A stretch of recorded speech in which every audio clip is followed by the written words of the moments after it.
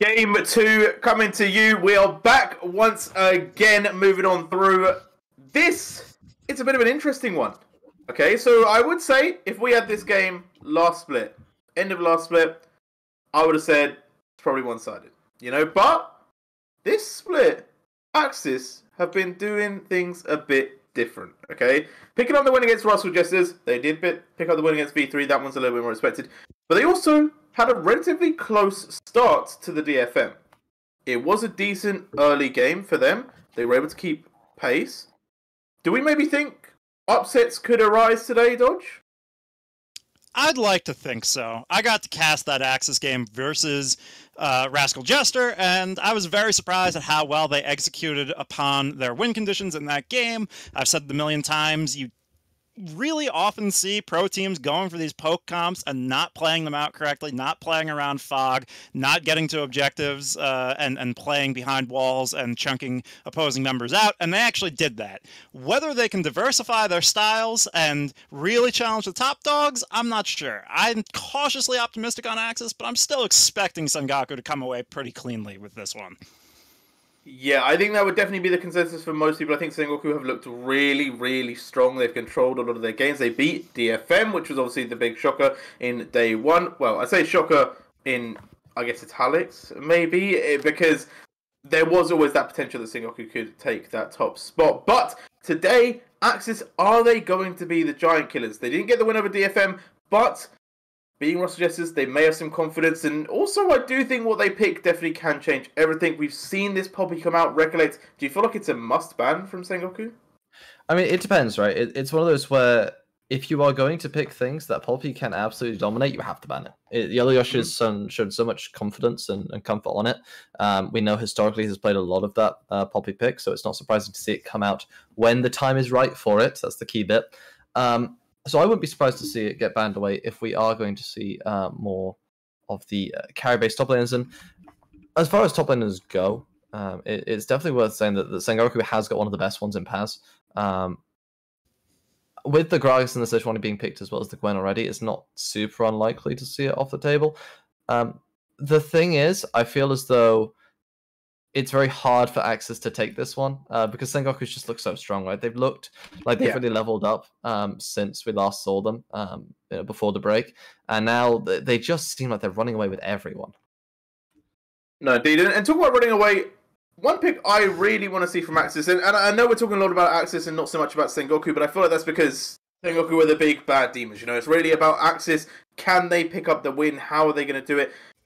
Running away, Zeri. It's been a really good pick for Sangchu. Do you want to see it, Dodge? Do you feel like it's worth the pick up right now? Because it's definitely been played a lot in some other regions. I'd love to see them get it. I don't think it's making it through pick ban. I don't think they're going to let Sangchu get his hands on that. Our original Zeri highlight reel player, I do believe, one of the first in pro play to get a crack at it in spring. I could be wrong, but there's that famous play. I believe it's Middlecott on the call. Sangchu, run the round, doing the zippity zappity bippity bop. I mean, he's cracked on the pick. I don't think they're going to get it, but if it's up, yes, absolutely, grab it. He's a monster. Yeah, and a big one that we had in the last game day, day 3, was Megamin on carries, basically. We talked about how good they've been on the Azir, they've looked good on the Corki. They put him on the Lissandra against DFM. Recollect, are you feeling that vibe? Do you kind of want him to go back to the carries? It felt like it was a little bit better, you know? I'm going to be honest with you. I think that, and this might just be a hot take, I think that the carries here are very outmatched. I get the feeling that if you put Megamin on a big carry, I think the Jett is just going to lock in Yone and absolutely just body Megamin. I don't think there's anything else that I can say in a nice way. I'm also super worried about what happens if Sangchu doesn't get Ezreal. Because we've talked about the Zeri, but I feel like Sangchu hasn't actually had a very good... So it's one of those where the numbers look nice, but I think eye test-wise, I'm not super impressed. And I think that if you take them off this Ezreal pick, we might just see them get kind of hard exposed here in the bottom side. It's something that I don't want to say, but I think is quite likely, and I wouldn't be surprised if that does end up happening. Yeah. Well, I'm just. Yeah, I don't want to say it, but I'm gonna say it, and that's fair enough. You know, you have to look at that, and obviously on the flip side of those carries, the people that we've talked about, you have to compare. Yoshi has to play against Paz. You've got the side of Honey in the bot lane, as you said, Jet in the mid lane. It is a very stacked roster, and obviously that's not even talking about NT or Once as well, who have been top tier performers, and it really does beg the question of, as you said, are they going to be able to take these laners on and really pick up the win? Dodge, do you kind of agree? Do you feel like it's just a little bit of a player diff, or actually are you saying that, you know what, AXIZ could make their way around that? They would have to attack such specific angles. I think a big part of it is getting the Poppy for Yellow Yoshi, which in any sane world shouldn't happen. Other than that, I mean, Jet is just so far above the level of the other mid laners we have here in the LJL. Him and Yaharong really in tandem having the best laning stats in the league. Champion Oceans. Really, I think a crazy thing to point out that we've all sort of been marveling at here on the broadcast team is the fact that you can put Jet on a scaling carry, quote unquote, that isn't supposed to be lane dominant, and he will still outplay you. He will still gap you, and then he will really ensure the late game. So I think it is very much a player diff coming through, and it would take a little bit of a stroke of strategic masterpiece for AXIZ here to really we'll take see if they have that Kama Samurai take on a whale. We'll have to find out very shortly. But into draft we go for the Dodge Recollect. Kick us off into this game. You know, AXIZ are a narwhal, so they do at least have a weapon. They're a little bit more defensible than a whale with that horn on their head. And wow, that is a lot of bot lane focus coming through in the first phase of bans here, Recollect. And this really scares me, right? Because I was saying before, I think that Honey and Enti are looking like a better bot lane than Sanctuary and Ozuka. But with Ezreal, Zeri, and this Tam Kench, which essentially bans out the center too, there's not a lot of safe-based bot lanes you can really block in here. It's more about being aggressive, diving in with your team, and that doesn't necessarily play into AXIZ's favor, I feel. I think that playing through Swamp in the jungle is a much more effective strategy, but they are going to lock in this Aphelios. That does mean you still have Aphelios Thresh on the table as a potential out here for AXIZ. Yeah, it's going to be a uphill battle to say the least for AXIZ in that bot lane, as the Wukong being left available could be an easy snap-up for Sengoku. I mean, Honey and Enti, as you say, aren't just a better bot lane on paper. They're one of the best bot lanes we have in the LJL. Just some of the best players in general we've got. Definitely not afraid to go deep into those pools, show a lot of bot lane focus in the bans, because they know they can pull out some pretty deep picks here and still stand up to whatever AXIZ does cook up to go alongside that Aphelios. But it is the Wukong locked in, should be going into the hands of Once in that jungle. And here's the statement that all casters want to make. Wukong could go top. We could get Wukong Viego in 1-2. We won't see that, but it's always an opportunity. Or laning Viego, right? Both are on the table. To me, when you see this Aphelios, there are things you can play into it. You can play hard aggression, like this Kalista, or you can go a bit more scaling. But the Kalista lock-in is quite interesting. I would have actually liked to have seen, potentially, you just take the Thresh here, and then you can go Kalista Thresh, and there isn't a lot that you really want to play into it. But showing the Kalista now means that you want something with those slows, that Braum who can run the exhaust, run with that passive for the stun, as well as the Winter's Bite slow too. You have options. That would be quite funny. But that ain't happening, is it? We're not getting baited. We're above that. Yeah. We know the Viego's up. Don't lie to us. Let's be honest. We know exactly what's coming. Yeah, it will be the Viego pickup for Swamp, most likely. Again, it could be Flex, blah, blah, blah, but I'm not going to get baited. There are many options Sengoku could go for, possibly a hard engage support, possibly going to pick up a solo laner, though. GP Hover is quite standard in the meta right now, and it will be locked in. And I gotta say, Recollect, I get the idea of countering out the Aphelios with the Kalista, the early aggression in lane, but it does my heart good to see Sengoku sort of pick a later game carry here, because when you pick Kalista without an insurance policy, you have nothing to bridge to in the late game. It can look really underwhelming, as I think we've seen it do a lot in the LCK this split, but it will be paired up with something that can do the big burst in the late game with that GP. I mean, absolutely. And on top of that, it makes sense to not have to pick support right now as well. GP is one of the safest blinds when you can get those 2 bans off as well. And considering Yellow Yoshi's pool, it's quite hard to pick anything into this. The next thing that comes to mind would be the Gwen, which can match okay into the GP. It's considered a 50-50 matchup. What's interesting as well is that if you do ban out supports, there's at least 3 that you can play here. 1, Thresh. 2, Nautilus. 3, Leona. And if we want to go to 4, Reynata. All of these supports are all very good with Callista, very happy to play with her, so you can't really ban out the support pool. Yeah, and it doesn't look like that will be a concern for Sengoku, but AXIZ really struggling on what to take out last year. It will be that Rakan taken off the board. You know, an engaging, peeling sort of companion for that Callista down the bot lane. Not necessarily one we were looking at, but I suppose they don't want to see Enti dancing around on that feathery boy. Instead, Yeah, it will be that Renata, it looks like, that you called for. I was going to say, the attack speed steroid that comes through with the W synergizes very well with Callista, combined with obviously the bailout too, that comes on top of the ability to resurrect, shall we say, or avoid death, maybe cheat death is a better term, which is obviously very, very useful. Combine that with the Fate's Call safety, there's just so much ability to be aggressive, but also defensive in this lane too. That's not the Shuriman champion we want locked in. Go back to Rammus. Come on. Azir, you're quite excited. Yeah, so there was a thing in the LCK recently, which was Azir top into the Gangplank as a counter matchup, which is something that we have seen a little bit of. So there is that possibility. I would be absolutely shocked if we do see that, but it is on the table as a possibility here. That's a throwback to spring. Tryndamere going to be locked in here. I'll have to fact check this, but I do believe this is the first Tryndo we've seen in summer. Yes, that's a fascinating pickup. Technically, they have 2 solo lane flexes right now if they do want to go for that little counter pick matchup that you mentioned, but it will be the Akali in response for Sengoku. Lots of big damage assassins coming through right now. And I'd like to say this is the first Akali of summer too, unless I am misremembering here for the side, or at least here in the LJL. Forgive me if I am wrong on that one. But I think this is a really interesting matchup. It's typically known as...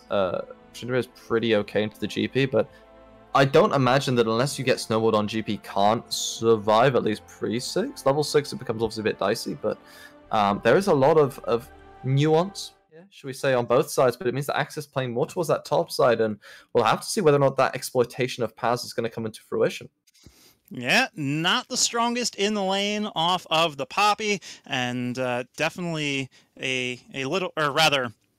I'm sorry, Yellow Yoshi's not the strongest in lane off Poppy. I mean, Paz, generally one of our better top laners here in lane, going to be given quite the explosive pick to do it with as well. A little bit vulnerable in the early game on that GP, but definitely if you can make it to 2-3 items, gonna be a scary, scary sight. Just overall, holistically, nameplates off, because obviously we come in expecting Sengoku to be the winners of this particular matchup. Just looking at these comps, I know you're quite opinionated on the drafting here in the LJL. How do you feel about how these teams assembled their compositions?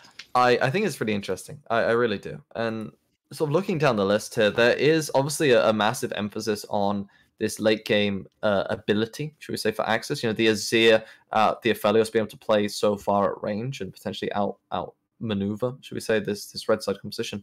What worries me is that unless Tryndamere is allowed to just sort of sideline the Knight away, I feel like you can never actually... You have a massive issue of keeping all of this dive threat away, right? Because you have the Akali that's wanted to get in there. You have the Wukong that's wanted to get in there. You have GP ulti over the top to prevent any escaping or retreating. And obviously Callista also firing Reynata in for the ulti as well. So the ability to potentially dive in and assassinate these carries is very high. That threat is there. I wonder whether or not Megumin is going to be able to disengage effectively enough with just the Emperor's Divide. But if you can get advantage, this Tryndamere can just become a monster that no one can handle. Yeah, we saw it plenty in spring. Ebby, in particular, a godlike Tryndamere in the side lane becoming a big problem. But we have hit the rift for game number 2 here. It is AXIZ versus Sengoku Gaming. And we'll see a nice little clump up to take out the early vision from SG. Nice little bit of experience in their back pocket.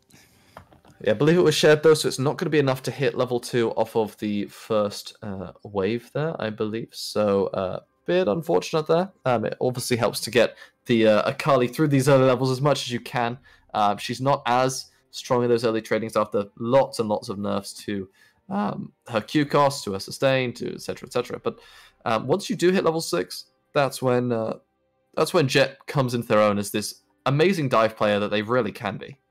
Yeah, as we do take a look at the runes, it's also going to be Conqueror for Jet, so not going for the lane safety of something like the fleet footwork, the added sustain, going to be going towards that identity that we sort of mentioned in pregame, right, of going for a more scaling angle, but out-skilling in lane to make it worthwhile, not going to fall behind just because they've gone for a more scaling rune choice here. As we see the brush being camped by Enti and Honey, they're walking forward. The trade has been successful onto Asuka, although Enti taking perhaps a bit more damage on the back half than you would like, but wave control definitely squarely in their back pocket. Yeah, they just want to push that one out as much as they can do, then get that early ward to start setting up the jungle tracking as best they can, right? This Kalista and Reynata, they can be so aggressive because it is that melee support in the Braum. Yeah, it was the Ignite wasted early, as you do say. It was very, very aggressive. Not going to find the kill, but will force the flash. So definitely a big-chested, puffed-up, flexing move there from this Kalista Renata. They know they're supposed to hard win the early game, and they're going to do everything they can to make it happen. Yeah, although Honey did miss a little bit of CS during this, so potentially Sangchu can get a bit of advantage, but Ozuka really getting punished, who has struggled a bit this season, I won't lie to you. Definitely hasn't been the strongest performing member, and this might potentially be one of those chances of having to step it up as the game goes a little bit later on. Yeah, the Braum going to offer some conditional engage, some peel for the carries. Definitely the low-key pick. You can provide a lot of value, but I don't think a lot of people will say you're the MVP or the most valuable, but as long as Asuka can find some contributions towards a win, I'm sure the rest of the team will appreciate it greatly. It starts with shepherding Sangchu through this early lane phase where Honey and Enti are going to be giving him no end of hell. Speaking of, Paz landing a lot of damage on the Eliashi. Yeah, absolutely. Paz making this matchup look pretty okay for the GP, which in the early game it really isn't too bad. A bit of mana issues here though, and with Swamp moving up, likely wanting to do those Krogs, but the dive is a possibility. It's a very difficult one to execute on though, so I would be surprised if we see that one come through. Yeah, going to keep the illusion of the choice alive, going to preserve it there by taking these Krogs and eyeing it up a little bit is Swamp, but these post-durability update turrets are bangers, and that's Sangchu forced to cleanse there. Double sums burned for the side of AXIZ, and Enti's Ignite going to be back in due course. They are really struggling here in the early. Yeah, they're keeping pace with the CS relatively well, but the problem is all of those potions being used up by Sangchu already. Same here with Ozuka. It's one of those where eventually you're going to get chunked out of lane, and from there, you're eventually going to start bleeding turret gold from the plates, even if you haven't already done so. Yeah. Enti, a player who does so well on the protective supports. I feel like Renata's such a good fit with the unique combination of capabilities it offers to a composition, conditional engage, but that bailout for Honey, if well-timed, could be such a big turning point in this game, and by getting ahead early in lane, they're just trying to accelerate their capability to take over these fights as a duo, as they do so often, but we haven't seen the fruits of any of it yet, cresting that 5-minute mark. It's the kind of game that has come to be played this split around the world, and basically always in the LJL. No kills as of yet. We'll have to look to that first Hextech Drake, perhaps, for our first sign of some bloodthirsty action between these two squads. Yeah, but what has come to fruition is that gank in the mid lane from once earlier on. Because, yes, it didn't kill, yes, it didn't blow the flash of Megumin, but what it did end up doing is generating enough of a HP difference. The Megumin was forced to use potions, was forced to use a lot of mana, and on top of that, Jet has now been able to secure a decent amount of a CS lead. And yes, they've now traded the teleports, but with that Hextech Alternator, this Akali essentially has kill threat now, once you do hit that level 6 mark. So it creates a nice dynamic here within that mid lane matchup, which is obviously going to benefit Sengoku. Absolutely. The reset timer so much more favorable. Coming in with that alternator versus just the 2 amp tomes for Megaman has to put him on guard on this Azir. And with the winning lanes, once not afraid whatsoever to walk on over to this Drake and start whacking away on it. Enti and Honey going to come to back up the play. And this should be a easy breezy Hextech Dragon pickup. Yeah, although Honey and Enti, they haven't quite been able to find the full advantage that I was expecting them to do so. I was hoping that they'd be up a little bit more. And in fact, not having those Berserker's Grooves come through just yet for Honey might potentially impact that matchup a little bit negatively too, as you don't really get as much of the jumps as you might necessarily want to sort of chase down and your prey when you do hit that level 6 mark with the double engages. So it's interesting that we do get the buys that we do get, but right now, up 5 CS, feeling quite chill, and I think across the board here, Sengoku feeling okay, but Swamp quietly having a decent farming game, getting into this one, and as the player to watch here for the side of AXZ, it's nice to see this Viego starting to get the ball rolling, at least money-wise. Yeah, definitely living up to the identity we expect from junglers in this day and age, picking up those camps. If the opportunity for a gank does present itself, going to have to be ready to snap, but for now, just trying to ensure that the economic backup is there, that you have the items to do the damage you need. Speaking of, it's starting to become quite the economic advantage for Jet in this mid lane. Up 20 CS, granted the wave's crashing, so there's some to be collected for Megaman, but not enough to make up the difference. Yeah, and it's something that I think we were somewhat, expecting at least a little bit, and obviously that jungle gank did help to manipulate that a little bit in the favor of Jet, but someone who really does have arguably some of the best laning, at least here in the LJL. I think that there's not too many people that, if given a fair fight, even in a winning matchup, can typically exploit Jet, let alone have much of a chance of carrying the game off of it. It's usually someone who they will go stable in losing matchups, and if given a winning matchup, you just want to cry. So it's one of those that makes, I think, Sengoku such a hard team to play around, especially on red side, because you know that R5 counter pick is coming, and there's nothing you can do about it. No, it's quite futile, unfortunately, to see this ball of death barreling towards you that is named Jet, our all-pro #1 laner there in the mid lane in split 1, but this is the gank coming through. Paz, though, not perturbed. He has the power of Citrus. No scurvy will be finding that dog up in the top lane. Just going to walk right away. But now Once and Swamp, they're both in the same quadrant, but Once is happy to start hitting this grab. I mean, Orange, you're glad he's got that ability. It's an incredible one for dealing with ganks, and I think it's a key one even for this Tryndamere matchup, right? Because as soon as that slow comes through, you orange it, you walk away, and pre-6, it doesn't really mean anything because you don't have the damage to dive, you don't have the ultimate really to stop Paz from just tanking a bit of damage and walking away. So Yellow Yoshi now starting to hit that point where you can threaten longer all-ins. Yeah, the beginning of this trade not going super favorably, as Paz has been very on point with the barrels, even tagged one as Yellow Yoshi did dash through it, and now forced to burn that Undying Rage just to keep the dive from going through. Can't all in onto Once, so that's the ultimate use defensively from Yellow Yoshi up here. Maybe it leaves Honey vulnerable on the other side, though. The cross map was being looked at, but here comes Jet to back it up. He's in there with the perfect execution, looking to find more damage, coming out of the Shroud, gets the auto attacks down, the Conqueror stacking up, the Shuriken flip taken, the first blood secured now. Asuka could be the next to fall, as well as Honey gets in on the party. Sengoku Gaming doing what we expect and looking real good right now. R5 and 5-star Jet looking clean on this one, dodging everything. Beautiful damage, and Yoshi, no. Oh, you don't win that, buddy. Paz still has the flash Q to find the kill on their turret. Oh, Layla Mao. Beautiful on the top side there for Paz. It's easy peasy there on the GP, and it doesn't get better now here for the Tryndamere. It's all about snowballing in this matchup, so when you fall behind, you're feeling rough, and just look at how clean this is from Jet. I mean, most mid laners, they'd say, oh, I'm walking into essentially a 1v3, maybe a 2v3 if I'm being generous. I shouldn't do this. Jet goes, nah, I'm gonna just take this one. Shuriken flips in, waits out the exhaust, knows that's going to cut the damage significantly. Beautiful landing on the second one.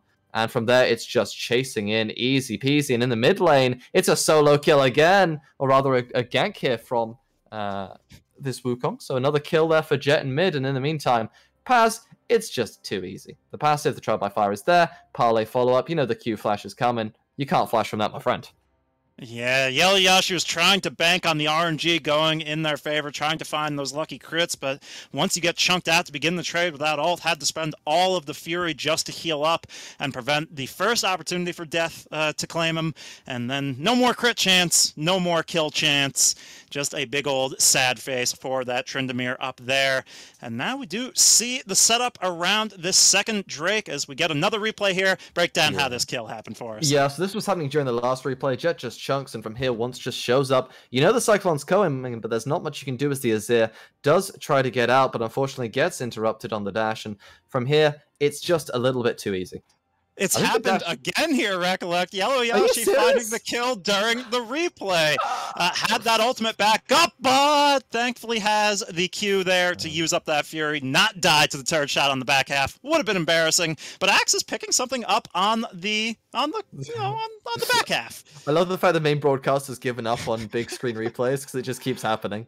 But yeah, just a case of this is what Tryndamere can do, right? When you are given the chance, you just reach a point in the game where you just sort of run them down, and there's nothing anyone can do. This is just what the champ can do when he gets ahead, and it wasn't even that ahead now, but the chance to snowball is definitely on the cards here for Yellow Yoshi. Yeah, definitely picked up lots of plates in the aftermath as well, so going to do a lot to equalize that gold lead a little bit, which was starting to balloon heavily for Sengoku. Still at about 1.2k, more than you'd want at 12 minutes, but a manageable amount as Jet getting poked out a tad by Megaman is not going to have any inherent sustain on this character as of right now. Not the Akali it once was pre-rework, right? So going to have to deal with the reset off that there after resetting the waves to a neutral state, and Paz going to try and cash in on some plates of his own. I know this is completely off topic, but I just thought I would theory craft on the fly. I wonder if anyone will ever just run exhaust into Tryndamere for this exact reason, because then you never reach a point where the dive is as obtainable. In that we saw that in some regions in spring. No, I could be misremembering. It's definitely a sound idea. I just think it'd be an interesting one to explore, because then if you're side laning and he can never dive you, you're feeling pretty good as GP. Plus, you still have ulti pressure to apply something to team fights. I don't know. It could be something to explore. Anyway, though, what isn't worth exploring is that Herald, because that got literally zero value. That was unfortunate. But in the bot side, you did still keep Honey there, so some plates going down here. Yeah, as we do see a bit of a scrum brewing in that bot side jungle of AXZ. They did manage to get the red buff onto Swamp, but that was definitely one of those classic farming your camps, and then the whole screen goes purple, and you go, wait, I still have that Rift Herald? Dive not coming through. They were thinking about it, but not going to risk it here. Instead, just going to steal away some camps from the enemy jungler is once. Yeah, Megaman's going to try and contest a couple of those, but it only gets a few. It definitely makes sense looking for that dive. I feel like you could have gone for it, but potentially just worried that they might throw the game. I mean, if your Kalista ever dies in this lane, you basically just become non-existent for the rest of the match. So it makes sense that you don't really want to risk the dive, give Aphelios 4 kills and go, I'm in danger. This is a rough one, buddy. You know, it checks out. But either way, looking at the gold graphs, yeah. The top lane is definitely looking like the rich boys, but Jet helping to caveat that through these kills in the mid lane. Yeah, as it could be the first turret cracking at any moment in one of these solo lanes. Jet applying lots of pressure here. Both of those tier 1s in the top lane hanging on by a sliver, but we do start to see the mythic items coming on through for these characters here on the screen. The Leandry's Torment for the Azir going to be applying some poke damage, some sustained damage. It's a nice jack-of-all-trades item, but Asuka, unfortunately, you can't walk forward to get vision in your own jungle sometimes. It's just the life of a support. Going to be a clean pickup for Sengoku right around the second Herald spawn. I was going to say, we ain't cracking, but we got the shield bow coming through online, as well as the Gale Force here as well for the 2 carries. So they're starting to get into the game. And this Kalista, known for sort of 1.5 items, right? This champion becomes a monster during that time window, but hasn't really been able to generate, again, as much of a lead as I would have liked. But still have about 20 CS. It's not bad. But it's worth noting that Sengoku, they kind of need to keep the ball rolling here. You've always got to worry about Azir late game, Aphelios late game. Even Tryndamere has shown the amount of pressure it can apply in this side lane if given that chance, right? And Paz, might be getting run down again. Yeah, I don't think the remove scurvy is going to be enough to save you this time, Pazzle. They're trying to play with the movement speed of the barrels. Not going to happen. Going to instead be picked up by the Tryndamere there. They did commit the Ghost and the Heartbreaker, but in the end, I think that is more than a price you are willing to pay, although the cross-map play coming on through from Sengoku in the other side lane, going to pick up a tier 2. So the gold trade going to be very favorable for them, as those tier 2s are worth so much money. And they could look to dive mid too. They have that Herald as an opportunity if they want to take it. Instead, they're just going to take those resets potentially here for their Renata. It's an unfortunate one. I think the opportunity was there to just secure that one, but likely wanted to make sure they were on the map for the Dragon instead, which is perfectly understandable. They want to get themselves to Soul Point as fast as possible. But instead, maybe we see them run it down mid, drop that Herald, force movement then to answer that one, and then from there you can guarantee yourself at least positioning here for this Dragon, as well as having good itemization because you've had the chance to base recently. Absolutely. That priority generation with the second Herald for a Soul Point Drake. A nice, standard, clean play that Sengoku can lean upon here. Hopefully get a little bit more value out of this Herald than the first one. Yeah, and on top of that, if it just crashes, it'll be the mid-tower falling, and from there, setting up that vision control is so much easier. So, would like to see them at least escort a little bit better, which, credit to them, they've managed to do. Yep. They will pick up that tier 1 there and give themselves a full avenue to back up once on this Windrake, which they should pick up without contest. It's going to be Yeliashi, the only member in the area, completely blind. Not a whole lot of chance of a steal, no Jinx rockets, nothing like that. So Soul Point is picked up for Sengoku here. It's been clean, breezy sailing along for them in this one so far. Yeah, absolutely. And this time, it is actually a Wind Dragon, not the electric Wind Dragon from the last game. So, nice to see the spectating code has been ironed out, as Jet might be looking for Yellow Yoshi.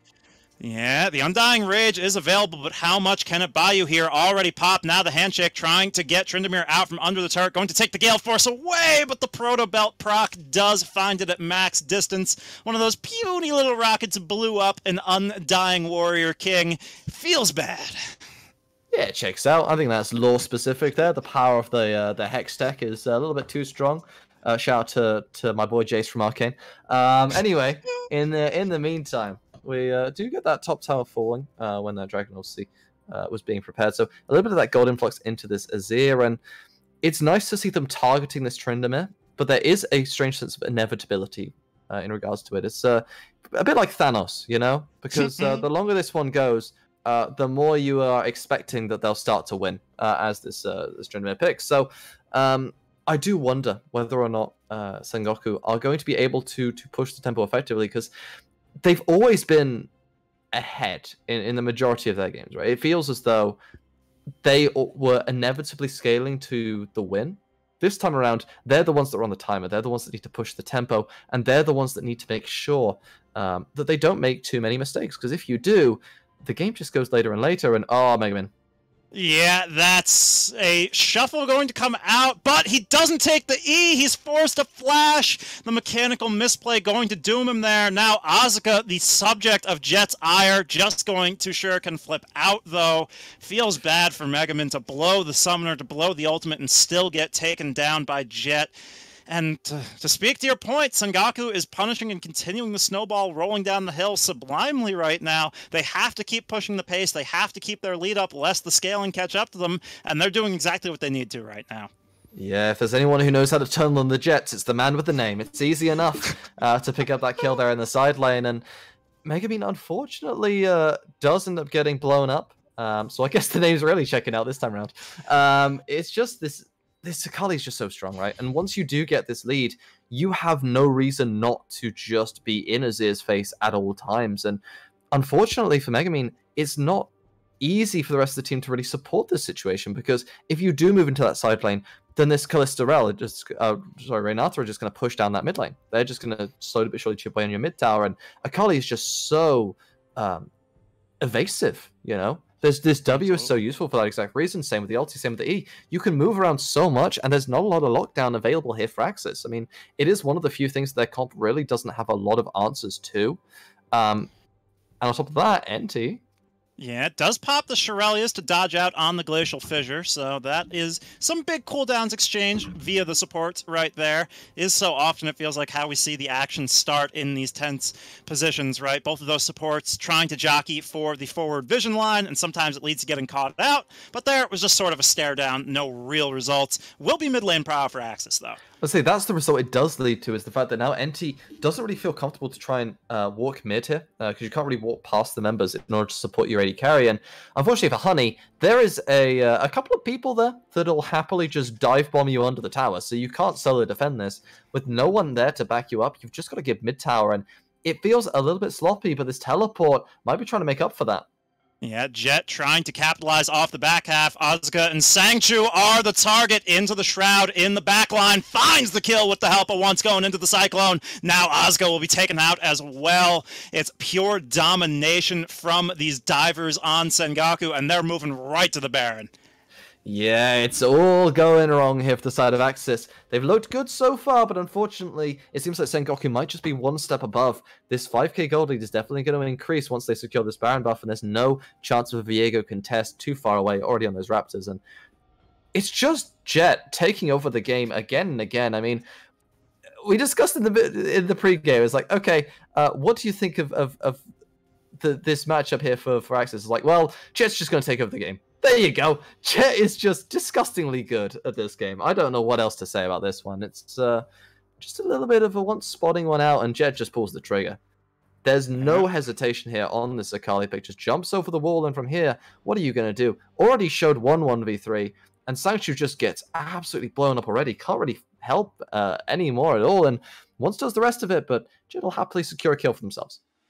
Yeah, with all those cooldowns up, no Gravitum available for Sangchu, no self-peel tools, just absolutely eliminated, as is an ADC's lot in life when the opposing assassin is fed, and when it's Jet on that opposing assassin, it gets even harder to escape. This will secure the soul for the side of Sengoku. They are absolutely cruising. Now you have Paz in the side lane. This GP going to be so effective at pushing down these turrets. And at this point, you're kind of just praying for a numbers advantage situation where Azir gets to create some sort of engage, because unless you've got Moonlight Vigil being Gravitum, it's very hard to set up as AXZ, which is really awkward in terms of coming back into the game, because you don't have that easy setup tool to enable any sort of team fighting. You are very reliant on mistakes here from Sengoku, and unfortunately, when it comes to teams in the LJL that make mistakes, Sengoku isn't the first one I point to. No, they are definitely above the realm of the V3s of the world. That is for sure. As they are just going to continue this clean sweep. It's now or never for the side of AXZ. It was the Glacial Fissure coming out, and now Yeliashi from the flank, but it just does nothing. It's just half health bars across the side of AXZ. Sengoku absolutely unperturbed and unbothered. They have taken all of the outer turrets this game. The base is the last thing left in their sights. Yeah, and unfortunately, it feels like AXZ just being cut down here by the Samurai of Sengoku. They're feeling, honestly, like a really clean team. They're doing their steps properly, setting up the vision, denying all of these camps, making sure that they slowly but surely inflate their advantages, and it just feels like they are in complete control. The next step for me is I want to see them, at least if they are able to secure the next Baron, of course, that they start to set up their waves a little bit more effectively, because it feels like the crash timing isn't quite right, and that's kind of slowing their ability to pressure multiple lanes at the same time. Yeah, we will see if they can keep it up through those multiple lanes of pressure. Will require that juggling of members that you mentioned, but it could be the last sort of angle left for AXZ to find a comeback. They've had one decent punish that they immediately paid for with their AD carry's life in this game by taking that mid lane tier 1 and the objective bounty that was associated with it. Getting a lot harder for them to find anything on the map to do that with this time around, even if they can find a punish on these spread out members. And I think it's really cool that you mentioned that, because Sengoku have done one thing very well, and it's even when AXZ makes a good play, Sengoku go, no, that was actually really bad. How about we just punish you for that? You know, it's like they got the dive in bot lane, which was one of the kills. It's like, great, we killed your GP, and they're like, yeah, but how about we just take top inner tower in exchange? And then we also just scare you away from mid and then set up for dragon and get mid tower afterwards. So they lost one member and a tower in exchange, got a sequence of 2 and a dragon. And it's like, okay, well, that's brilliant. And then the same thing happening again with the mid tower. It's like, oh, you got our tower. Well, how about we just kill 2 of you and just essentially just win the game? It's like crazy. This team is just fantastic in that regard. I think it's really impressive to see, and it shows a level of cohesion and understanding of general map states that I wasn't really expecting to see when sort of watching the split so far. Especially not so early on in the summer split, I think, given that we are only a couple of days in. Yeah, definitely so. I mean, Sengoku just showing up game day after game day, playing to the 9s as we see Honey looking for an aggressive punish into a blind brush. Not afraid on this 80 carry to start it off for once, who comes on in with the Cyclone. Now the Cannon Barrage over the top as well. Asuka going to fall. How many times am I going to say that this game is Yellow Yashi forced to go into the Undying Rage, trying to desperately trade 1-for-1, but it's just not going to happen. Sengoku continuing to dominate here in this game, and it's not over yet. It was a nice Moonlight Vigil, but it won't be enough. It'll be the double kill for Jet. It'll be Mega Man getting blasted off the map. It'll be the full-on ace for Sengoku. Yeah, and they have a top wave to work with. They could try and walk towards top, maybe try and end the game through there. Instead, they're going to just use this bot wave. I don't know if the death time is long enough just yet. They'll definitely get themselves the inhib, maybe 2. Not sure if the game is going to end off of this one, though. Yeah, they are going to find these tier 3 turrets. They are going to find these inhibitors, and whether they take the game here or not, they have full control to walk up to this Baron in just 50 seconds time, to walk up to this Elder in a minute and a half, but they're just going to go for the full Monty. They're finding Asuka under turret. Jet is going to get exhausted, but it just doesn't matter. It's the second ace, the delayed ace coming through. It might have been enough time bought farming kills instead of farming turrets here that AXIZ gets to live to fight another minute, but there's stuff to be taken.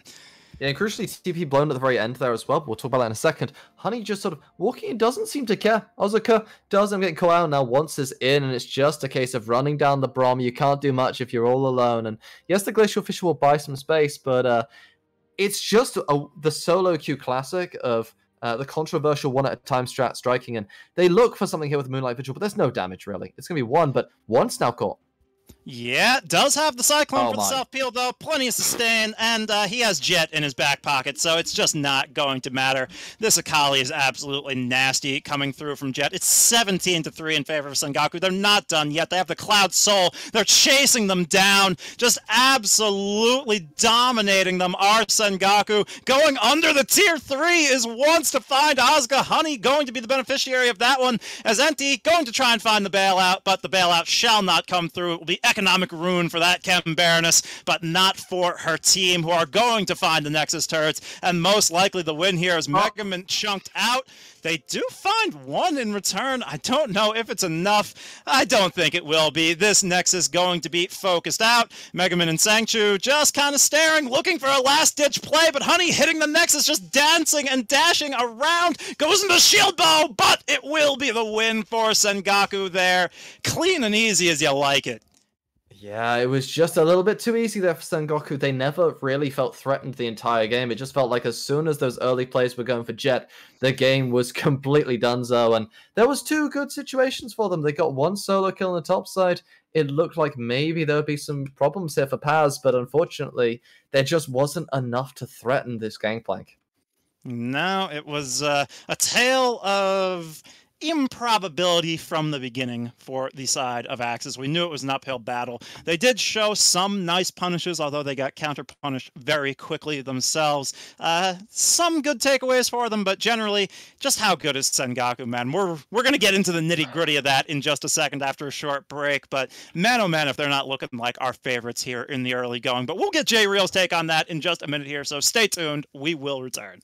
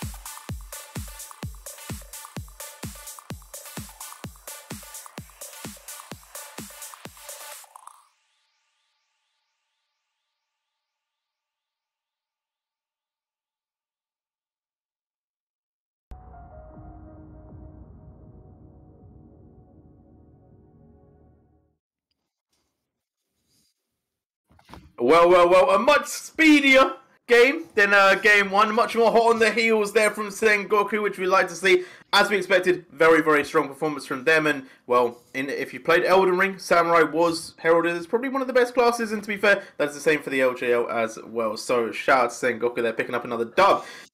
But let's get into pick and ban. You know, a little bit of a few interesting picks here for the LJL. Obviously, Tryndamere, as you mentioned on broadcast, first time for the Tryndamere. How are you feeling about that pick? Because I feel like AXIZ tried to play around it, but Sengoku were just that bit better, and they didn't let it get ahead. You know, I'm going to go ahead and say Tryndamere was the least of AXIZ's problems. I think the theory behind Tryndamere is solid.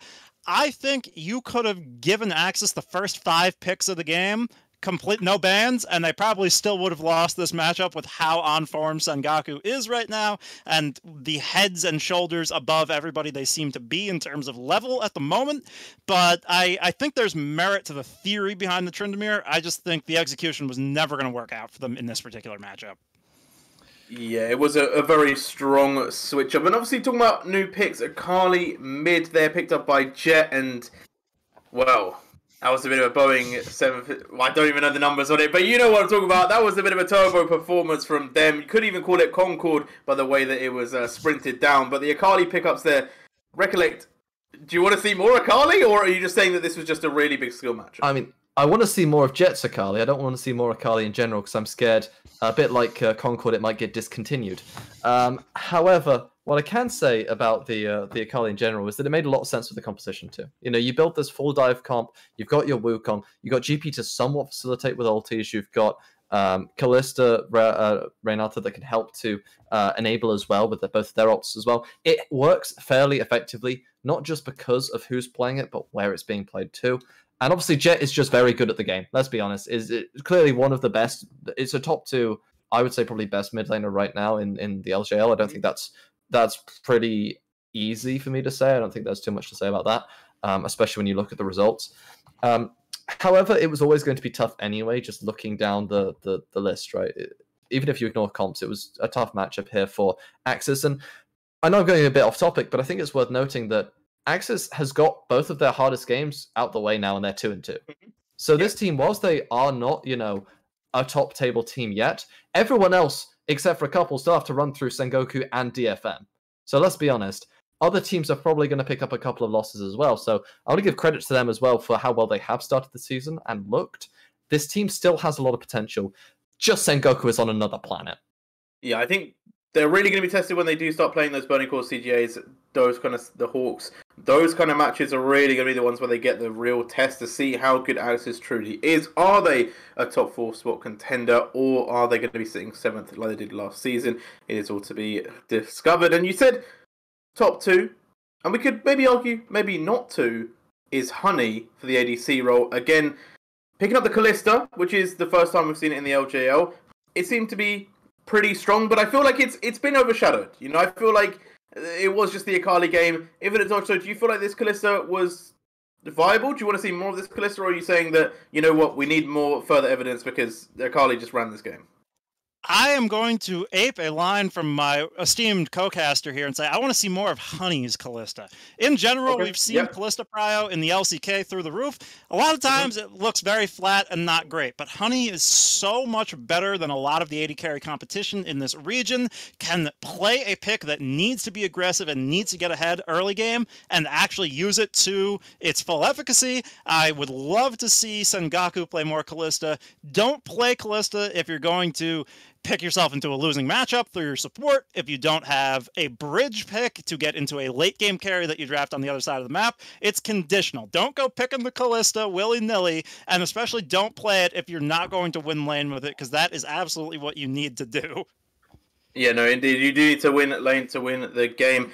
Shout out to Gulborg. If you don't know who that is, then yeah, we'll move on from that. But it's a sentiment where I think the breakdown is basically Sengoku were better, you know, and I feel like AXIZ, it's an unfortunate one. You have to play the #1 spot at some point in the league, and you have to play them 2 more times as well. But I do think that AXIZ have shown a lot of resilience. You know, they actually did make plays. They did manage to get some sort of plays around their map, even though it will be minor. And I think that AXIZ have shown that, you know what, they're actually looking a lot better. They're looking a lot better in this split. So, are you guys pretty confident about AXIZ in general, or are you saying that still to be determined?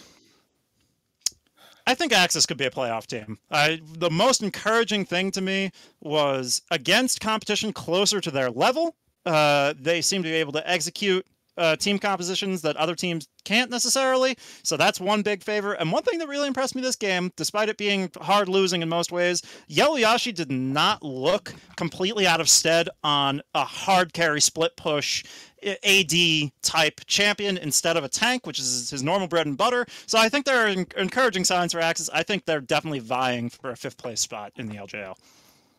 Yeah, and is it similar for you, Recollect, or do you feel a different way?